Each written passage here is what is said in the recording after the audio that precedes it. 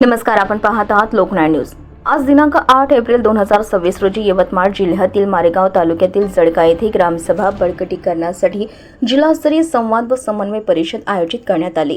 ग्रामीण समस्या मुक्ती ट्रस्ट यांच्या पुढाकारातून हा उपक्रम राबवण्यात आला।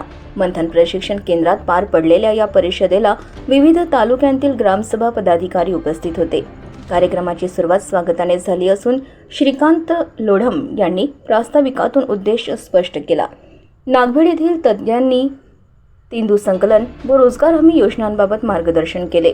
उपविभागीय अधिकारी नितीन कुमार हिंगोले यांनी ग्रामसभा आणि शासन यांच्यात समन्वय आवश्यक असल्याचे सांगितले, तर डॉक्टर किशोर मोघे यांनी तिंदू संकलनातून ग्रामसभांनी स्वावलंबी व्हावे असे आवाहन केले।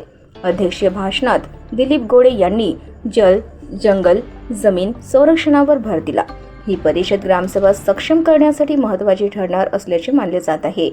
लोकनाय न्यूज, भोजराज नवघडे, नागभीड।